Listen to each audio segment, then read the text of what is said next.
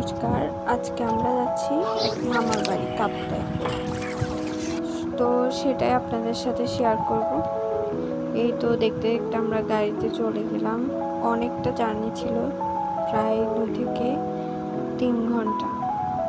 এরপর আমরা চলে গেলাম সেখান থেকে আবার একটু কাপ্তাই লেকটা ঘুরে দেখার ইচ্ছে ছিল সবার। তো আমি, মা, দিদি, মামতো ভাই, বোন, ভাগ্নে সবাই গিয়েছিলাম। তো ওদের বাড়িতে চলে এসেছি। ওদের বাড়িতে আসার সাথে এখানে একটা মন্দির দেখলাম, লোকনাথ মন্দির। তো দেখেই সবাই মিলে লোকনাথ মন্দিরে গেলাম।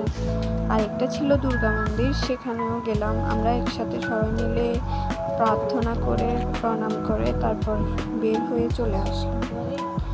এরপর আমরা সবাই মিলে মামার বাড়িতে গেলাম। অনেকক্ষণ থাকার পর দুপুরের লাঞ্চটা সেরে আমরা আবার কাপ্তাইয়ের দিকে রওনা দিলাম, কারণ আমাদের আসতে আবার 2 থেকে 3 ঘন্টা লাগবে। কিন্তু সেদিন অনেক জ্যাম ছিল, যার কারণে আসতে 4 ঘন্টা মতো লেগেছে। এরপর আমরা অনেক এনজয় করি এখানে পুরোহিত মশাই পুজো দিচ্ছিলেন।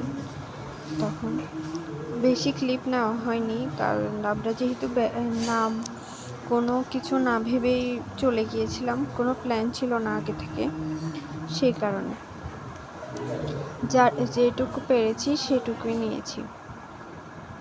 তো এখানে আমার দিদি সহ আমরা সবাই মিলে এখানে ছিলাম। এরপর আমরা বাসে করে কাপ্তাইয়ের উদ্দেশ্যে রওনা দিই, খেয়ে টেয়ে তারপর কাপ্তাই লেকে চলে গেলাম। এই তো আমাদের ঘোরাফেরা আপনাদের সাথে শেয়ার করলাম। ভালো লাগলে অবশ্যই পাশে থাকবেন এবং আমাকে সাপোর্ট করবেন। ধন্যবাদ। নমস্কার।